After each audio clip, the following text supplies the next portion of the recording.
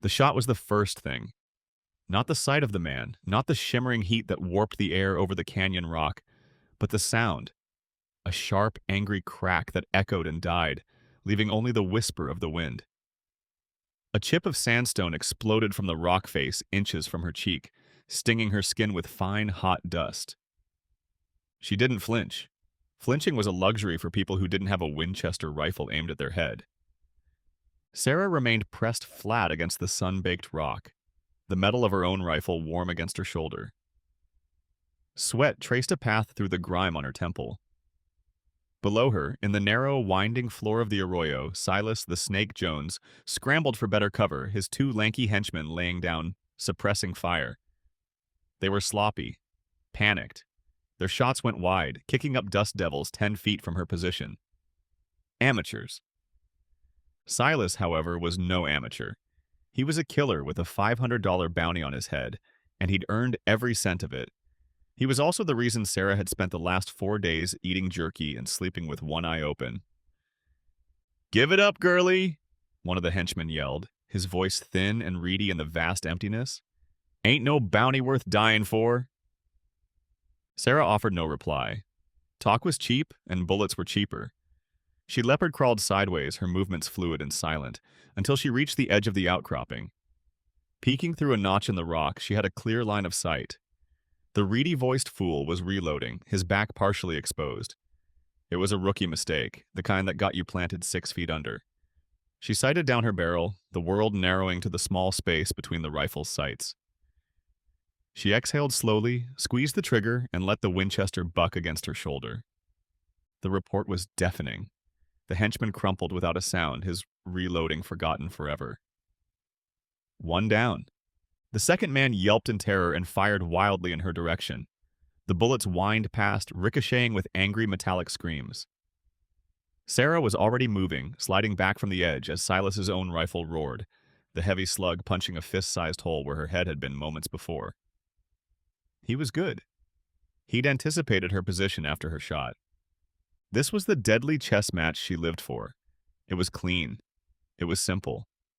There were predators and there was prey, and she had long ago decided which she would be. She crawled to the far side of the rock formation, the relay station shimmering in the distance, her objective. Silas and his remaining man were pinned down behind a cluster of fallen boulders. They'd try to make a run for the station's stables for their horses. They were predictable. Sarah didn't give them the chance. She rose to a crouch, broke cover, and sprinted across a 20-foot gap of open ground, her boots kicking up puffs of ochre dust. The remaining gunman saw her, his eyes wide with shock. He swung his pistol around, but he was too slow. Sarah's rifle was already at her shoulder. She fired from the hip, a desperate, instinctive shot that caught him in the thigh. He screamed and went down, clutching his leg. Now it was just her and Silas. She could hear him scrambling, his boots scraping on loose gravel as he made his break for the station. She followed, her steps measured, her senses on fire. The adobe walls of the relay station offered 100 places for an ambush. The door was a black, gaping mouth. The windows were vacant eyes. She crouched by the corner of the building, listening. Nothing. Only the wind and the pained groans of the man she'd shot in the leg. Silas was inside, waiting. Sarah unholstered her Colt Peacemaker, its weight familiar and comforting in her palm.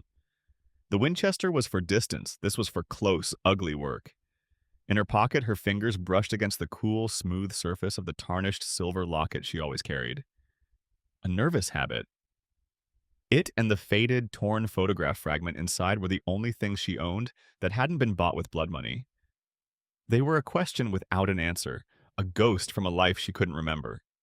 Sheriff Miller, the man who had found her as a babe wrapped in a blanket, had told her it was all she'd had with her. Sometimes, in the dead of night, she hated the woman who had left her with nothing but a cheap piece of silver and a fractured memory of a smile. She pushed the thought away. Emotion was a liability. Taking a deep breath, she kicked the door open and threw herself into the room, rolling across the dusty floorboards. A gunshot exploded from the shadows, the bullet thudding into the doorframe where she'd just been. She came up on one knee, her Colt already barking a reply. The muzzle flash illuminated Silas's face, his eyes wide with feral desperation. He fired again. A white-hot lance of pain seared her left arm, and her pistol clattered to the floor. He lunged, a long-bladed knife appearing in his hand. He was bigger, stronger, but Sarah was faster. As he came at her, she twisted, ignoring the fire in her arm, and drove her boot into his knee. She heard a sickening crunch, and he howled, his lunge turning into a clumsy fall. She scrambled for her pistol, her left arm screaming in protest. Her fingers closed around the grip just as he swiped at her with the knife, the blade slicing through the sleeve of her duster. She rolled away, putting distance between them, and brought the Colt up. Silas lay on the floor, clutching his ruined knee, his face a mask of agony and hate. You witch, he spat, blood flecking his lips. Sarah's aim was steady. Her face was a cold, impassive mask. Bounty's 500, Silas. Dead or alive, your choice. His eyes darted around the room, looking for an escape that wasn't there. He saw the cold finality in her gaze. The fight went out of him, replaced by a shudder of fear. He dropped the knife. Alive, he rasped. Alive. Sarah kept the pistol trained on him, her breathing slowly returning to normal. She stood, the pain in her arm a dull, throbbing reminder of how close she'd come. It was just another day, another bounty, another step further away from the helpless infant left to die in the wilderness. She was a survivor. It was all she knew how to be. As she retrieved a pair of iron cuffs from her saddlebag, her gaze fell upon the locket again, now hanging freely from its chain. For a fleeting moment, she allowed herself a flicker of curiosity, a whisper of a question. Who was the woman in the photograph? Where was she? The question was a dull ache, one she had long since learned to ignore. There were no answers in the past. There was only the next bounty, the next fight, the next sunrise she had to earn. Out here, that was the only truth that mattered. The sun that beat down on Sarah's canyon was the same sun that nurtured life on the Miller homestead, though it often felt more like an adversary. It baked the soil to a cracked mosaic and withered the corn leaves at their edges. For Emily, every drop of water was a prayer, every sprout a minor miracle. Her world was a 100-acre patch of stubborn persistence, a universe away from her sister's life of blood and bounties. Here the battles were fought with hoes and plows, against drought and locusts. Her hands, though slender, were calloused and strong, her face browned by the relentless sun. Where Sarah's eyes were chips of flint, Emily's were the color of warm earth, full of a quiet, resilient hope that had been tested but never broken. She was on her knees, carefully coaxing a wilting squash vine back to life, when she heard the horses. It wasn't the familiar, plodding gait of their old mare. These were heavy, confident hoofbeats, the kind that belonged to men who took what they wanted. Her adoptive mother, Martha, appeared at the door of their small sod house, her face etched with worry. "Emily," she whispered, wiping her hands on her apron, "get your father inside." Emily's heart tightened. Her father, John, sat on a wooden chair in the shade, his breathing shallow, a wool blanket draped over his lap despite the heat. The sickness had taken his strength, leaving him frail. She helped him to his feet, his arm resting heavily on her shoulder, and guided him back into the cool dimness of the house just as 3 riders crested the small rise overlooking their farm. The man in the lead was Caleb, a foreman from the sprawling ranch of Jedediah Kane. He sat his horse with a swaggering arrogance, a perpetual sneer etched onto his face. His 2 companions were rough-looking men, their hands resting casually on the butts of their pistols. "Miller," Caleb called out, his voice dripping with condescension. He didn't dismount. "Got some business with you." Emily stepped back outside, positioning herself between the riders and the door. She would be a shield for her family. "My father is unwell," she said, her voice steady, betraying none of the fear fluttering in her stomach. "You can speak with me." Caleb's eyes roamed over her, a flicker of amusement in his gaze. "Is that right? Well, now, I ain't used to conducting business with little girls." He spat a stream of tobacco juice into the dust near her feet. Thing is, your little patch of dirt here is sitting on a water right that my boss, Mr. Kane, has recently acquired. There's been a discrepancy in the survey. Seems this land ain't yours after all. The words hung in the dry air, a death sentence for their homestead. Everything they had, everything they had bled and sweat for, was tied to this land. That can't be, Emily said, her voice rising slightly. We have the deed, filed and proper in the county office. Caleb laughed, a short, ugly sound. Deeds can get lost. Surveys can be wrong. Mr. Kane is a powerful man. He sees the big picture. He's improving this territory. Sometimes progress means adjustments. He leaned forward on his saddle horn, his sneer deepening. He's willing to be generous. He'll give you $50 for your trouble. You have 3 days to clear out. $50. It was an insult. It wouldn't even cover the cost of their seed for the year. It was the price of a decent horse, and he was offering it for their entire world. We're not leaving, Emily stated, her jaw set. The fear was still there, but it was being consumed by a hot, righteous anger. This is our home. Caleb's amusement faded, replaced by irritation. You ain't listening, girl. This ain't a negotiation. He looked past her, at the neat rows of vegetables she and her mother had spent months tending. With a sudden, deliberate jerk of his reins, he guided his horse forward, right into the middle of their patch of green beans. The heavy hooves crushed the delicate plants, grinding them into the dirt. Emily gasped, a sharp intake of breath, as if she'd been struck. It was such a petty, needless act of cruelty, a display of power for its own sake. That's a warning, Caleb said, turning his horse back. The other two men chuckled. A reminder of how fragile things are out here. 3 days. He gave a mocking tip of his hat and spurred his horse, cantering away with his men, leaving behind the scent of dust and the wreckage of their hard work. Emily stared at the crushed plants, her vision blurring with tears of frustration and rage. She knelt, touching a broken stem, the life crushed out of it. It felt like a violation, a desecration of something sacred. Martha came and put a hand on her shoulder. Her face was pale.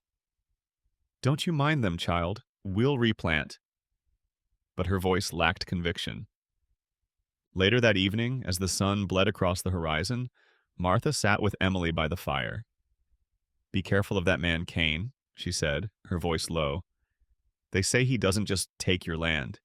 He takes your soul, too, if you let him. They say he has a woman at his ranch. Isabella is her name. No one's seen her smile in 10 years. He collects things, Emily. Land, cattle, people. Breaks them until they're nothing but his. Emily looked out into the deepening twilight, her heart heavy with a sense of dread. The world, which had always been one of simple, honest struggle, had suddenly revealed a new, more sinister kind of evil. An evil with a name. Jedediah Kane. In her small room, she took out the silver locket she'd worn since she was a baby. It was her only mystery, a smooth, cool weight against her palm. She'd always imagined the mother who gave it to her was a woman of kindness and strength. Now, for the first time, she felt a sliver of fear for that unknown woman, a chilling premonition that tied her own fate to the dark rumors swirling around Kane's name. 2 days passed in a haze of anxious silence. The Millers worked to salvage what they could of their crops, the threat of Caleb's return hanging over them like a thunderhead. The $50 was an impossible choice, a pittance that would leave them homeless and destitute, but perhaps alive. Defiance felt like a death wish. The warning, when it came, was already too late. A telegraph had arrived in Clearwater Springs from a neighboring county. Black-hearted Jack and his gang of 5, wanted for robbery and murder, were cutting a bloody swath through the territory. They were last seen heading north, directly toward the isolated homesteads. Sheriff Miller, his gut clenched with a terrible premonition, had dispatched a deputy immediately, but the distance was great, the trail unforgiving. The attack came not at dawn or dusk, but in the brazen heat of midday. Emily was fetching water from the well when she heard the first shout, followed by the thunder of galloping horses. It wasn't Caleb this time. This was a different kind of violence, ragged and chaotic. 6 men, their faces grimy with trail dust and malice, descended upon the farm like vultures. Their leader, a mountain of a man with a wild, black beard and eyes that held a chilling emptiness, was unmistakably Black-Hearted Jack. "Look what we have here!" Jack boomed, his laughter a harsh growl. "A little slice of heaven, ripe for the plucking." There was no negotiation, no warning. His men fanned out, their pistols already drawn. One of them kicked open the door to the house. Emily heard her mother scream.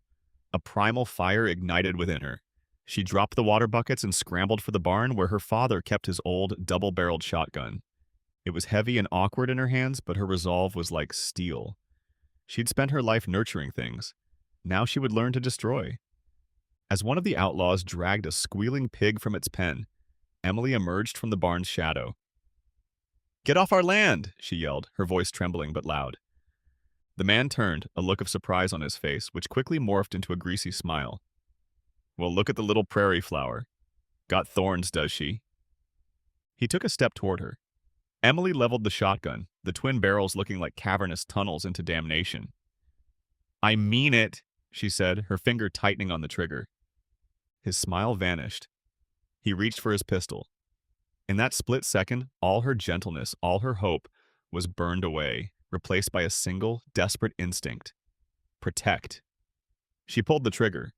The shotgun erupted with a deafening roar, kicking back so hard it nearly knocked her off her feet. The outlaw was thrown backward, his chest a crimson ruin. He was dead before he hit the ground. The farm exploded into chaos. The other outlaws, shocked by the sudden resistance, opened fire. Bullets splintered the wood of the barn around Emily. She ducked back inside, her heart hammering against her ribs, fumbling to reload. From the house, her father appeared, a small pistol in his hand. He was weak, but his eyes blazed with a father's protective fury. He fired a shot, forcing one of the outlaws to dive for cover. But the effort cost him. He collapsed to his knees, coughing, his face ashen. Black-Hearted Jack saw his opportunity. He spurred his horse forward, trampling through Martha's herb garden, his target the fallen man. But Martha was there first, throwing herself in front of her husband, a cast-iron skillet held high like a shield. "Leave him be!" she shrieked. Jack laughed, and with a casual backhand, struck her across the face, sending her sprawling into the dust. Seeing her mother struck, Emily was filled with a blind rage. She burst from the barn, the reloaded shotgun at her shoulder, and fired the second barrel. The buckshot ripped through the air, tearing into the leg of Jack's horse. The animal screamed and buckled, throwing the massive outlaw to the ground. Enraged, Jack rose, his face a thunderous mask. He drew his pistol, aiming it directly at Emily. Time slowed. This was it. This was the end.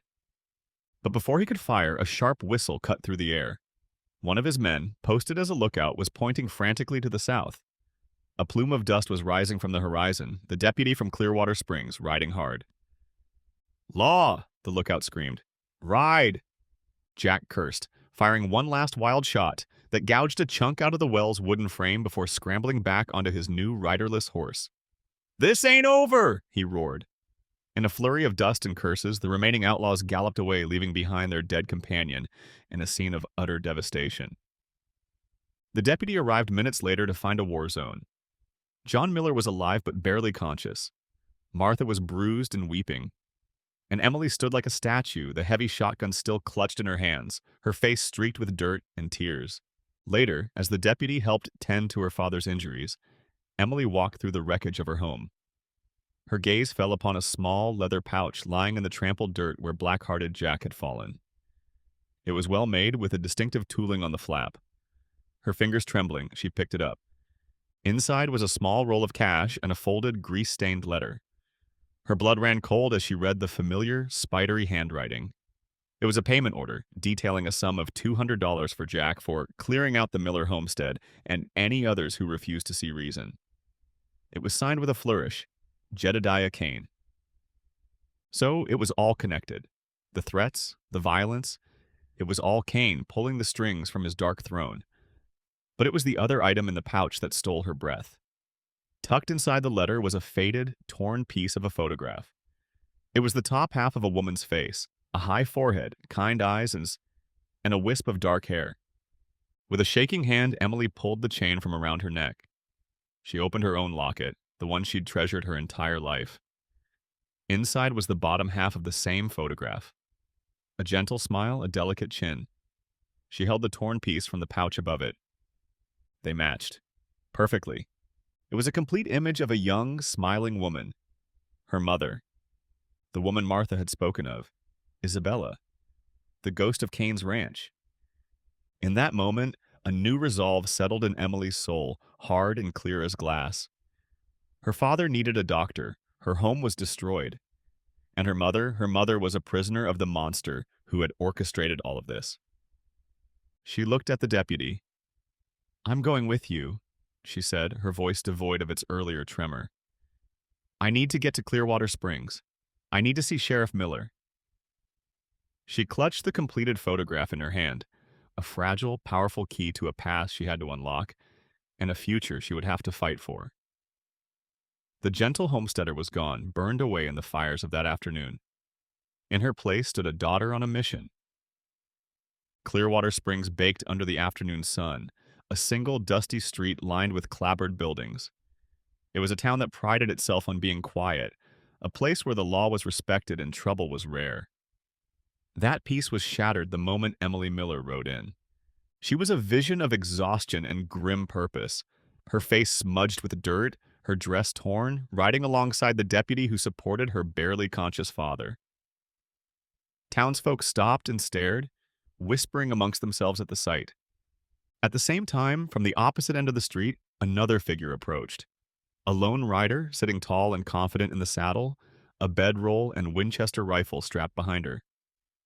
It was Sarah, back from her bounty hunt, the bound and gagged Silas Jones, slung ignominiously over his own horse. She looked weary but satisfied, another job done, another paycheck earned. As she drew near the sheriff's office, her eyes fell upon the small commotion. She saw the injured man, the worried deputy, and then she saw the girl. A girl who could have been her own reflection in a dusty mirror. The world seemed to tilt on its axis. Sarah pulled her horse to a halt. Emily, turning at the sudden silence from the onlookers, saw her. Their eyes met across the 20 yards of dusty street. It was impossible. It was like looking at a ghost. They shared the same high cheekbones, the same determined set of their jaw, the same dark, intense eyes. For a long moment, neither moved, trapped in a spell of disbelief. The whispers of the townspeople grew louder. Two of them. Lord have mercy, it's uncanny. Sheriff Miller burst out of his office, his kindly face a mask of concern as he saw Emily and her father.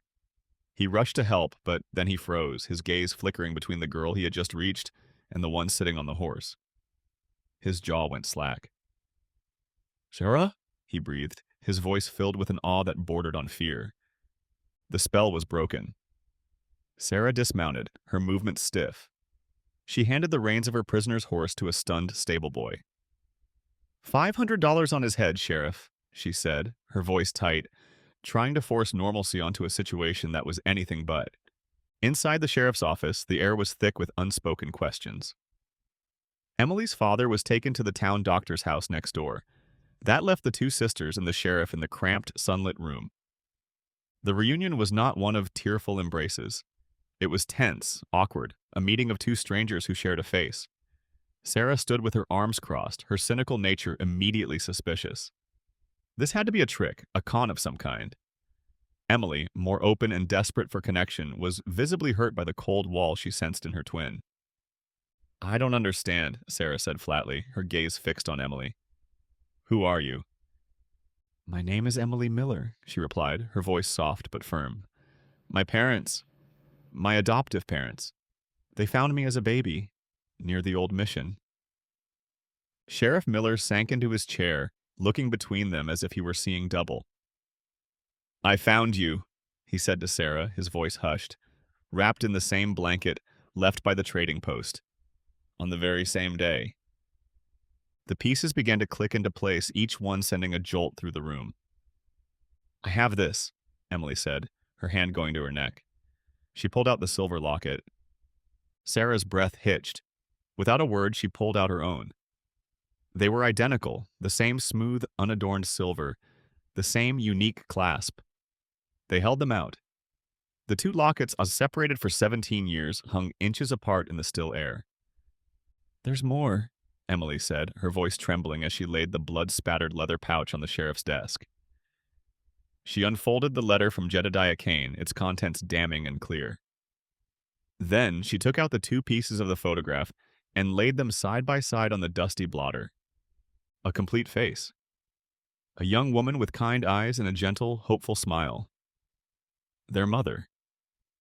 Sarah stared at the image, her carefully constructed emotional fortress crumbling brick by brick. This was her, the ghost, the faceless woman who had haunted the edges of her life. And she was connected to a man named Kane, the same man whose name she'd heard whispered in fear just days before. "Her name is Isabella," Sheriff Miller said, his voice heavy as he read the name from an old file he'd pulled from a drawer, the original report from the day they were found. There were rumors she ran off with a wealthy suitor from the East, but if this letter is true... "He has her," Emily finished, her voice hardening with conviction. "Kane. He attacked my home. He tried to drive us off our land, and he has our mother. I believe she's his prisoner." A storm of emotion swirled inside Sarah. Anger, hot and sharp, at the mother who had abandoned them. A confusing, unwelcome flicker of empathy for the woman in the photograph. And a cold, rising fury at the man who had orchestrated all of this. For 17 years, she had been alone. Now, in the space of an hour, she had a sister, a mother, and an enemy. "Redemption's Bluff," Sarah said, the name tasting like ash in her mouth. "That's his town."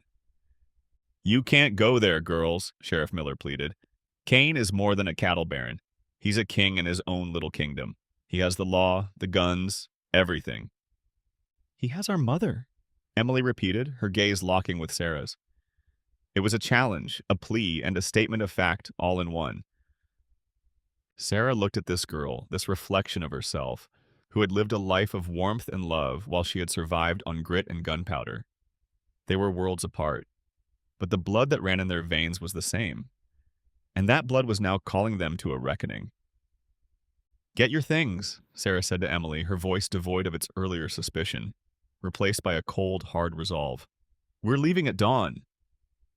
The alliance was forged not in warmth, but in the cold fire of shared purpose. They were not yet family, but they were a weapon, and they were now aimed directly at the heart of Redemption's Bluff. The trail to Redemption's Bluff was a harsh and unforgiving ribbon of dirt, cutting through a landscape that seemed intent on killing anything that tried to cross it. Jagged peaks clawed at the sky, and the sun beat down with a physical weight. It was a crucible, and it would either forge the sisters into a single, tempered blade or shatter them completely. Sheriff Miller had insisted his best deputy, the young and earnest Eli, accompany them. Eli was loyal and brave, but he was hopelessly out of his depth, a fact that became clear within the first few hours. He was a town lawman, unaccustomed to the ruthless pragmatism the trail demanded. The friction between the sisters sparked almost immediately.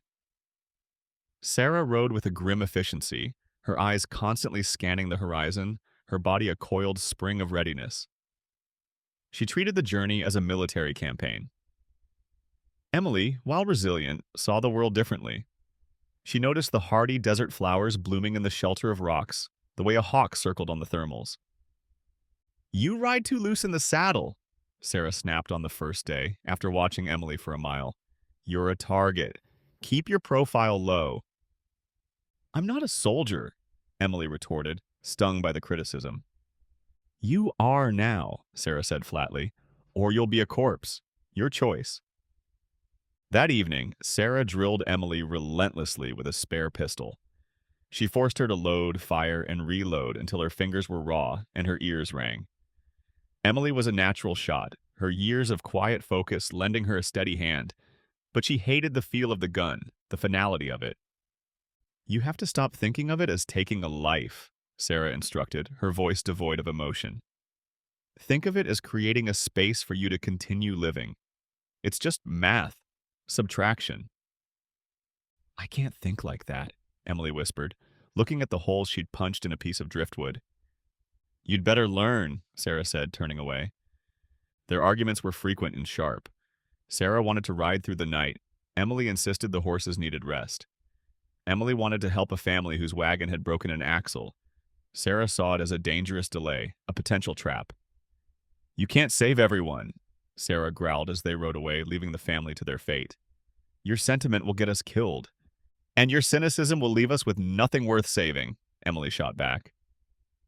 Despite the conflict, a grudging respect began to grow. On the third day, as they navigated a narrow pass, Emily's knowledge of the natural world proved invaluable. She spotted a patch of unstable-looking rock high above them, a potential rock slide waiting to happen, and guided them safely around it. A danger Sarah's tactical gaze had missed. Later, when Eli's horse went lame, it was Emily who knew which herbs to mash into a poultice to soothe the animal's leg. Her gentle touch calming the beast where Eli's frustration had only agitated it. Sarah watched in silence. A strange feeling stirring within her, a flicker of admiration for a strength that wasn't measured by the speed of one's draw. The attack came on the fourth day in a place called Diablo's Spine, a jagged labyrinth of red rock canyons. They were resting the horses when the first shot kicked up dust near Eli's feet. Caleb, Kane's sneering foreman, was on the ridge above them with 4 other men. They had been followed. "Looks like the little prairie flowers are a long way from home," Caleb yelled, his voice echoing off the canyon walls. Sarah reacted instantly. "Eli, with me! Emily, get to cover and don't move!" She and the deputy laid down, suppressing fire, the crack of their rifles a sharp counterpoint to the taunts from above. But they were pinned down, outgunned. One of Caleb's men was working his way around their flank. Emily, huddled behind a cluster of boulders, her heart pounding, saw the man moving into position. He had a clear shot at Eli, who was focused on the men on the ridge. Sarah's words echoed in her mind. "Create a space for you to continue living."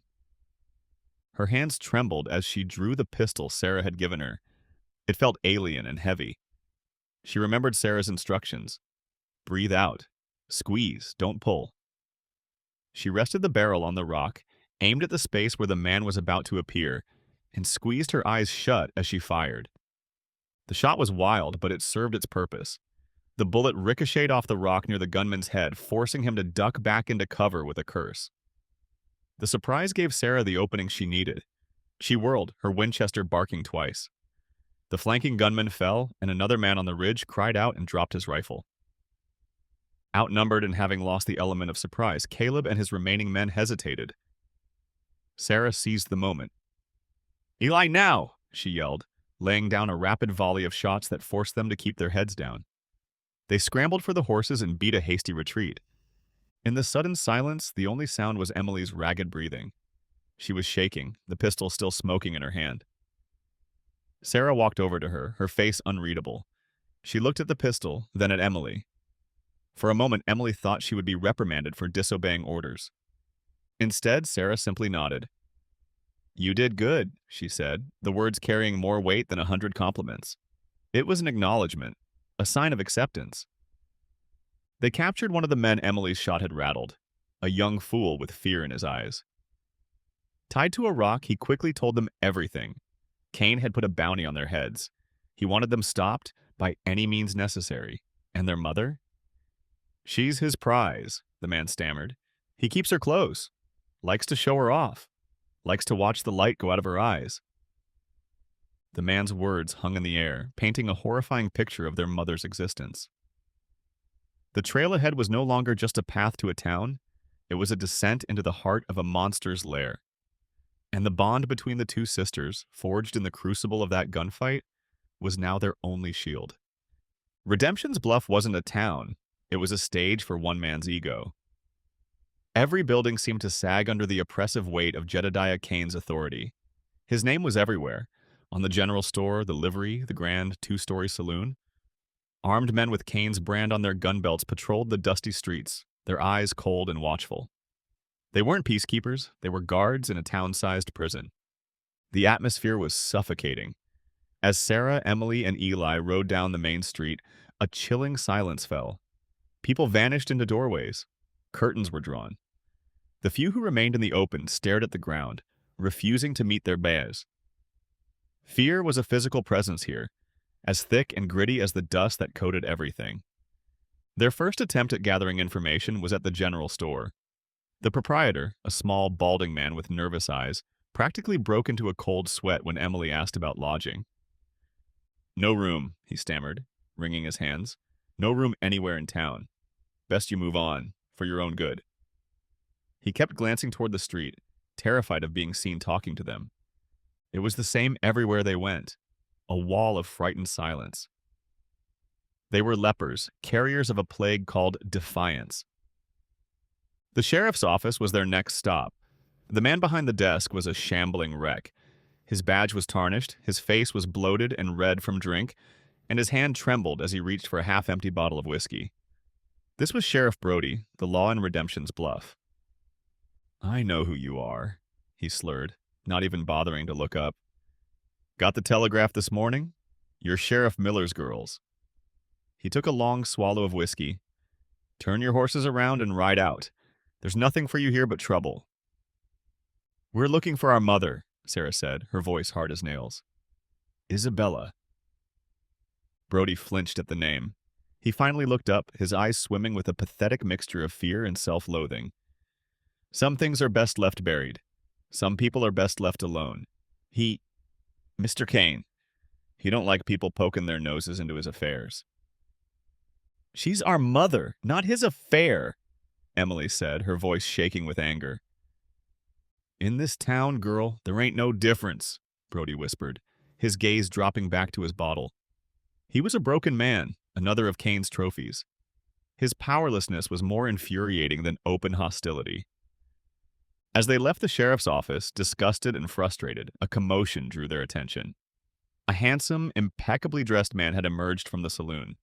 He moved with the easy grace of a predator, a charismatic smile on his face that didn't reach his cold, calculating eyes. It was Jedediah Kane. He was not alone. He was holding the arm of a farmer, a man whose clothes were worn and whose face was etched with desperation. "Please, Mr. Kane," the farmer was pleading. "Just one more week. The harvest is almost in." Kane's smile widened. "Rules are rules, Thomas," he said, his voice carrying across the street for all to hear. It was a performance. "You knew the terms of the loan. An example must be made, otherwise there is chaos." He nodded to two of his men. They grabbed the farmer, dragged him to a water trough, and brutally forced his head under the murky water. The farmer struggled, his legs kicking, but they held him down. The town watched in dead silence. No one moved. No one spoke. Emily gasped in horror, her hand flying to her mouth. Sarah's hand instinctively went to the butt of her Colt. Kane held the farmer under until the bubbles stopped, then nodded for his men to pull him up. The man lay sputtering and choking on the ground, utterly humiliated. Kane adjusted the cuffs of his fine linen shirt. "There," he said brightly. "Order is restored." His gaze then swept across the street and landed on Sarah and Emily. He paused. His predatory eyes took in their identical faces, the fire in their expressions. A flicker of genuine curiosity, of dark interest, crossed his features. He gave them a slow, deliberate smile, a chilling acknowledgement that he saw them, that he knew. Then he turned and strolled back into his saloon as if he hadn't a care in the world. The sisters stood frozen, the farmer's gasps echoing in the silent street. They now understood the depth of the evil they were facing. It wasn't just greed. It was a love of power, a delight in cruelty. As they turned to leave, a low voice called to them from the shadows of an alley. "You're looking for a room?" It was a woman, her face lined and weary, but her eyes held a spark of defiance. She was wiping a glass with a rag. "I own the saloon, the one he doesn't. Name's Martha. I got a couple of rooms upstairs, if you ain't afraid of trouble." It was the first crack in the wall of fear, a single glimmering ember of hope in a town drowning in darkness. "We're not afraid," Sarah said. Martha looked them over, a long, appraising gaze. "Good," she said, a faint, grim smile touching her lips. "Because trouble is all we've got here." She gestured with her head toward a grand house on a hill overlooking the town, a dark silhouette against the setting sun. "He keeps her there, up on the hill, like a prize in a glass box." The house on the hill was an imposing structure of dark timber and stone, a fortress designed to keep the world out and its secrets in. Following Martha's whispered directions, the sisters approached it under the cover of twilight, moving through the long shadows of the junipers that dotted the hillside. Eli kept watch from a distance, a nervous sentinel in the fading light. Every snapped twig, every rustle of leaves, sounded like a cannon shot in the tense silence. They found the small, run-down cottage behind the main house, just as Martha had described. It was a servant's dwelling, neglected and isolated. A single pale yellow light flickered in the window. This was it. Sarah's heart, a muscle she'd long trained to be cold and steady, hammered against her ribs. Emily felt a dizzying mix of hope and terror, a lifetime of questions about to be answered behind that simple wooden door. Sarah pushed the door open. It wasn't locked. The woman inside was sitting in a simple rocking chair, staring at the wall. She was thin, almost skeletal, wrapped in a threadbare shawl despite the evening's warmth. Her dark hair was streaked with gray and hung limp around a face that was a pale, haunted echo of the one in the photograph. The vibrant, smiling woman was gone. In her place was this ghost, her eyes vacant, her hands trembling slightly in her lap. "Isabella?" Emily breathed, the name a fragile whisper in the small room. The woman flinched, her head snapping toward them. Her eyes, wide and terrified, darted between the two identical faces in the doorway. It was a look of pure, unadulterated fear. Who are you?" she stammered, shrinking back in her chair. "You shouldn't be here. He'll be angry." "We're your daughters," Emily said, taking a hesitant step forward. She held up the completed photograph, her hand shaking. "Don't you remember?" Isabella stared at the photograph, a flicker of something. Recognition, pain, crossing her features before it was extinguished by another wave of fear. "No," she whispered, shaking her head frantically. "No, my babies. My babies are gone. He told me. They died. You must go. Please, you must go before he finds you here." She was becoming hysterical, her voice rising to a panicked screech. The reunion was a nightmare. This broken, terrified creature was not the mother they had imagined. This was another of Cain's victims, perhaps his greatest one. Sarah felt a bitter, acidic anger rise in her throat. All the years of wondering, of feeling the sting of abandonment, had led to this. Not to a tearful embrace, but to a cowering woman who didn't even recognize them, who was pleading for them to leave. "We're not leaving you," Sarah said, her voice harsher than she intended. The frustration was a physical pain. Suddenly, a floorboard creaked on the cottage porch. The door swung open wider, and Jedediah Cain filled the frame. He was smiling, that same charming reptilian smile from the street. He'd known. He'd been waiting. "Well, well," he said, his voice a soft, silken caress that was more menacing than any shout. "A family reunion. How touching." Isabella let out a small, strangled whimper and seemed to shrink into herself, her eyes fixed on him with the terrified devotion of a beaten dog. Cain strode into the room, his presence sucking all the air out of it. He went to Isabella, gently stroking her hair. "Isabella, my dear," he cooed, "did these strangers frighten you?" She nodded mutely, her body trembling under his touch. It was a sickening, masterful display of his control. He turned his cold eyes on the sisters. "You have courage, I'll grant you that, but courage is just a pretty word for foolishness." He walked toward them, circling them like a shark. "I know who you are. I've known since you rode into my town. Did you really think you could challenge me? Here?" "She's our mother," Emily said, standing her ground, though her heart felt like it would beat its way out of her chest. Cain laughed, a genuinely amused sound. "She is what I say she is. She belongs to me. Just like this town. Just like the sheriff. Just like everything the light touches from that ridge to the river." He stopped directly in front of Sarah, his face inches from hers. "I'm a collector," he said, his voice dropping to a conspiratorial whisper. "I find broken things and I give them a purpose. A place. Isabella was lost when I found her. I gave her a home. I gave her protection." "You gave her a cage," Sarah spat. Kane's smile tightened. The mask of charm slipped, revealing the monster beneath. "You have 24 hours," he hissed, his voice dropping to a deadly whisper.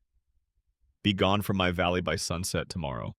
If I see your faces again, I will have you arrested for vagrancy, horse theft, and threatening a peaceable woman. You will hang, and I will make Isabella watch." He turned, gave Isabella's shoulder a final, possessive squeeze, and walked out, leaving his threat hanging in the air like poison gas. The sisters were left alone with the whimpering ghost of their mother. The hope that had carried them this far had curdled into a cold, hard knot of despair and rage. They hadn't just found their mother, they had found the true nature of her prison. And they had just been handed a death sentence. They retreated to Martha's saloon, and the weight of Kane's threat pressing down on them. The encounter had left them raw and reeling. Isabella's broken state was a wound far deeper than any bullet graze. In the smoky back room of the saloon, their differing philosophies erupted into a bitter argument. "We go back there tonight," Sarah seethed, pacing like a caged wolf. "We take her, and we run." "And go where, Sarah?" Emily countered, her voice strained but firm. "He has men everywhere. He'll hunt us down. We saw what he did to that farmer for nothing. What do you think he'll do to us? To her? So we just leave her there? We run away like he wants?" Sarah's voice cracked with a fury born of helplessness. It was a feeling she despised, one she hadn't felt since she was a child. "No, we fight," Emily insisted. "But not like a wild animal caught in a trap. We have to be smart. We have to be strategic. We can't save her if we're dead." Their argument was interrupted by a knock on the door. It was Sheriff Brody, his hands trembling, but his eyes, for the first time, held a flicker of something other than defeat. He'd seen them confront Kane. He'd heard the rumors of their defiance. It had stirred something in the dusty, whiskey-soaked ruin of his soul. "He owns me," Brody confessed, his voice a hoarse whisper. "Years ago, I was in a poker game. A man accused me of cheating. We fought. He fell and hit his head. Died. Kane was there. He made the witnesses disappear. Buried the story.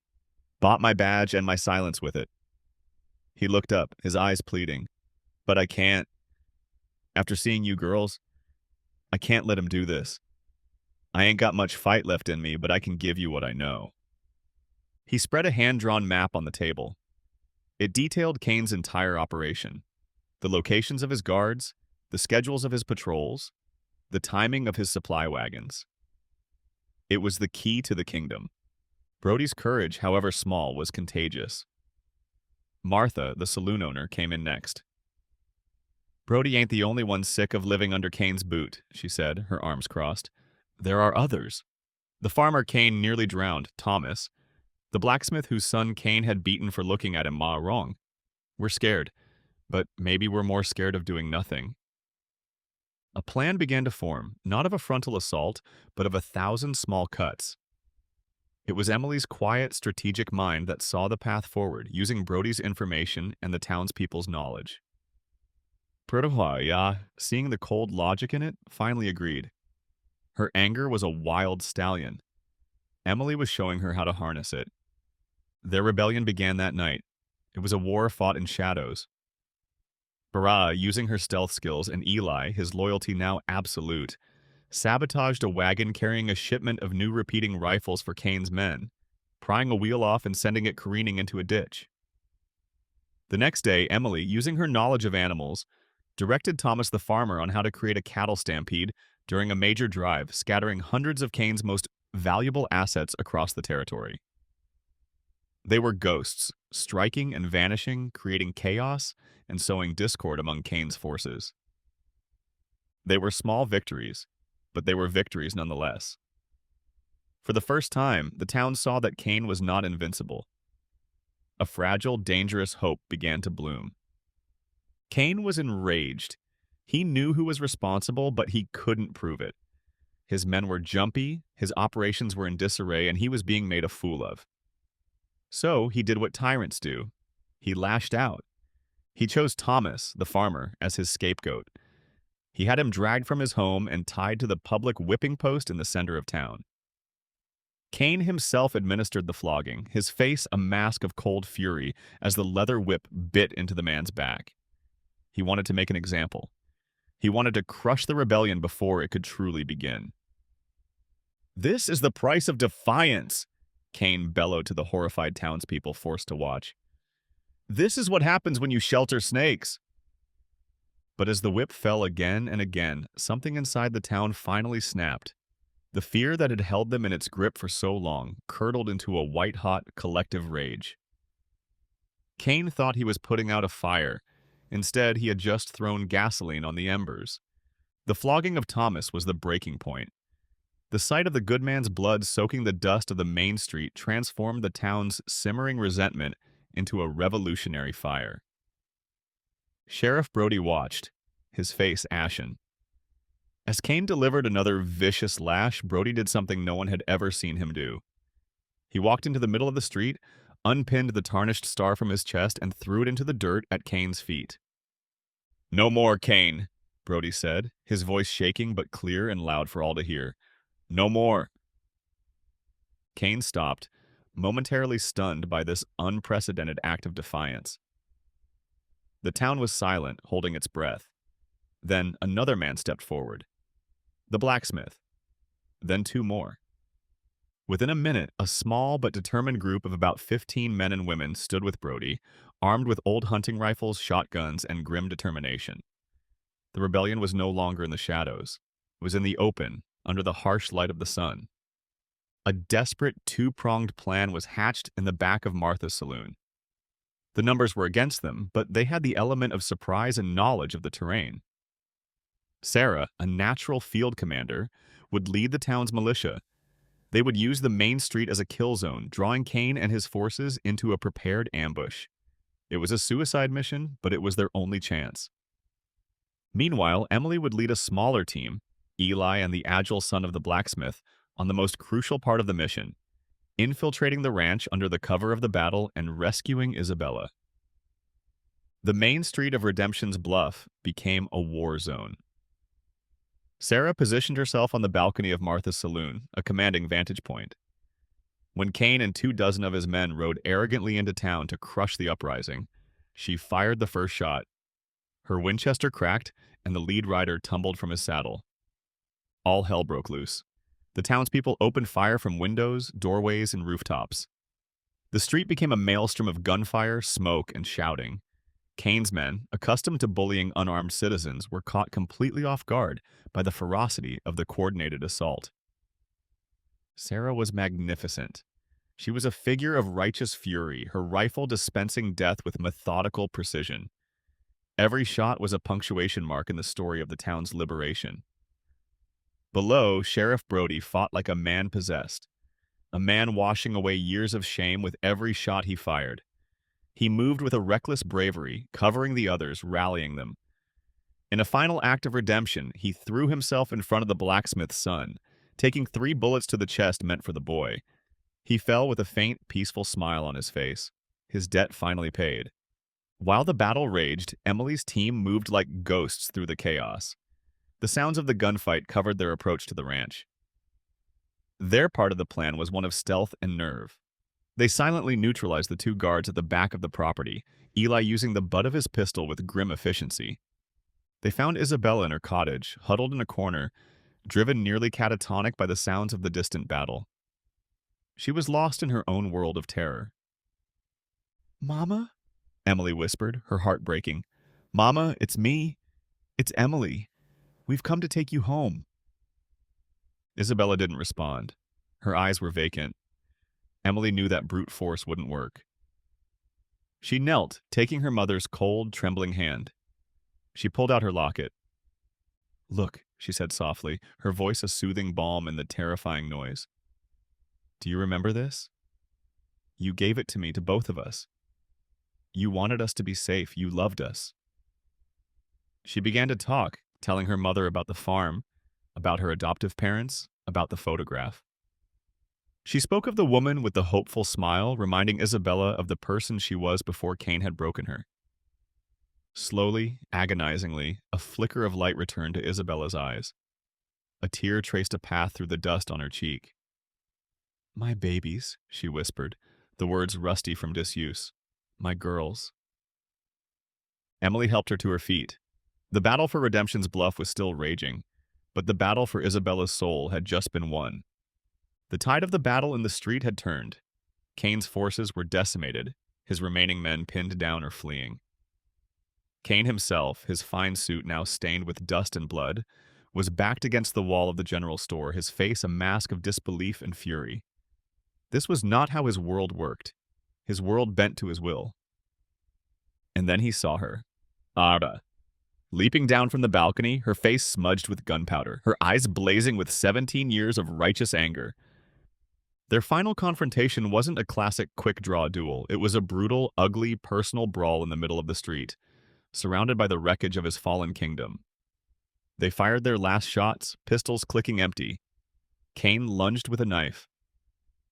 Sarah met him with the butt of her rifle. It was a clash of wills, the raw strength of the tyrant against the honed, deadly grace of the survivor. He was stronger, but she was smarter and fueled by a purpose that went beyond mere survival. She dodged his desperate lunge, hooked her foot behind his, and sent him sprawling into the dust. She stood over him, the barrel of her rifle aimed at his head. This was the moment, the chance to end it, to put a final, full stop on the pain he had caused. The faces of the townspeople, of Eli, of the fallen Sheriff Brody flashed through her mind. She thought of her mother. She thought of Emily. And she realized that killing him now like this would make her no better than him. Justice was not the same as vengeance. With a guttural yell, she swung the rifle stock, not to kill, but to end the fight. The heavy wood connected with Kane's temple, and he collapsed into unconsciousness. The remaining outlaws, seeing their leader fall, threw down their weapons and surrendered. A ragged, weary cheer went up from the townspeople. It was over. Just as the dust began to settle, Emily appeared at the end of the street, supporting the trembling figure of Isabella, with Eli covering their back. The town went quiet, watching as the two sisters, the two halves of a whole, brought their mother out of the darkness and into the light. Isabella saw Kane's unconscious form on the ground, then looked at the strong, proud young women standing before her. Her daughters. The reunion was not loud or dramatic. It was a quiet, profound moment of healing. She reached out, her hands shaking, and drew both Sarah and Emily into an embrace. Tears streamed down her face. Not tears of fear, but of grief, of release, of a love that had been buried but had never died. Sarah, who hadn't allowed herself to be held since she was a child, stiffened for a moment before melting into the embrace, a lifetime of anger and loneliness washing away in her mother's tears. In the days that followed, a semblance of order returned, but it was a new kind of order, one chosen by the people. A circuit judge and federal marshals arrived, taking Kane and his men away in irons to face a justice they had so long denied others. The town elected the blacksmith as their new sheriff. They began to rebuild, their shared struggle having forged them into a true community. Isabella's recovery would be long. The wounds on her soul were deep. But for the first time in 15 years, she was free. She began to smile again, faint and fragile at first, but real. The final scene finds Sarah and Emily standing on the same hill where they first saw the town, looking down as the sun sets. The air was clean, the silence peaceful. They were no longer defined by the abandonment that had scattered them, but by the love and courage that had brought them back together. Sarah's cynical heart had found something to fight for, something to protect. Emily's quiet hope had been proven to be the strongest force in the world. "What now?" Emily asked softly. Sarah looked out at the vast, open horizon, a canvas of endless possibility. "I don't know," she admitted. And for the first time, not knowing didn't feel like being lost. It felt like being free. "But wherever we go," she said, nudging her sister's shoulder with her own, "we go together." They were no longer just survivors. They were a family. And in the wild, untamed heart of the West, they were finally home.